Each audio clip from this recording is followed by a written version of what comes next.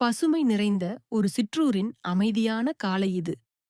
குளத்து கரையில குழந்தைகள் சிரித்தபடி விளையாட, பெண்கள் அன்றைய வேலைகளில் மூழ்குகிறார்கள். காளைகள் மணி ஒலி எழுப்பியபடி நிதானமாக நடக்கின்றன. அந்த இயற்கை சுவாசம் நிறைந்த கிராமத்தில் வாழ்ந்தான் ராமு. மனசுக்கு நன்மையை பரிமாறும் ஒரு இளைஞன். அவன் மனதில் மட்டும் ஓர் ஆசை. நம்ம கிராமத்துல வளரும் பயிர்களை நகரத்துக்கு கொண்டு போறதுல என்ன தவறு? அனைவருக்கும் பயன் கிடைக்கும் என்று பெரிய கனவு கொண்டவன். ஒரு நாள் விடியற்காலையில் ராமுகுளம் பக்கத்தில் அமர்ந்து யோசித்தான். கனவு செய்ய மட்டுமில்ல, அதைக்கான முதல் படியையும் எடுக்கணும் என்று தீர்மானித்தான். அம்மா ஒரு கூடை கொடுத்து ஆசீர்வதித்தார். இதுல நம்ம வீட்டோட முதல் பயிர் இருக்கு. நல்லபடி வச்சு விட்டு வா மகனே என்று. அம்மாவின் வார்த்தைகளுடன் ராமுவின் மனசு பலமடைந்தது. மாலை எல்லாம் பார்க்காமலேயே ராமு தனது பயணத்தை தொடங்கினான். நகரத்தை அடைந்த ராமு அங்குள்ள ஒரு பெரிய பழக்கடைக்காரரிடம் பேசினான்.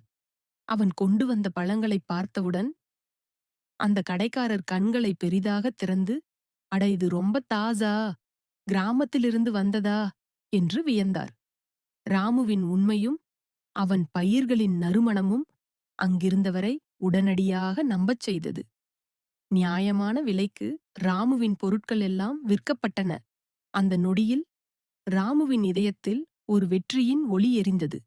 அடுத்த நாள் நகர சந்தையில் ராமு நேரடியாக விற்பனை செய்யத் தொடங்கினான். 1.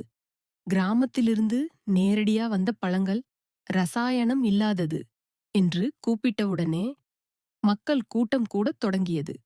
ஒரு அம்மா சொன்னார், இதுல நம்ம ஊரின் சுவை இருக்கு, வாங்கலாம்.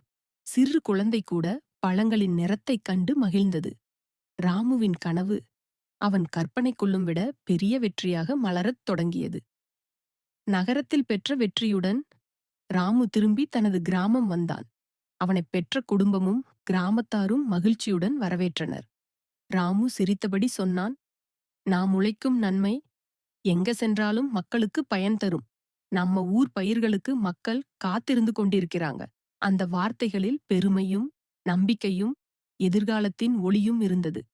அந்த மாலை காற்றில் ராமுவின் சிறிய முயற்சி ஒரு பெரிய உத்வேகமாக மாறியது. வாழ்க்கையில் எங்கே இருக்கிறோம் என்பது முக்கியமில்லை. நாம் எவ்வளவு நியாயமாக உழைக்கிறோம் என்பதே வெற்றியின் உண்மையான ரகசியம்.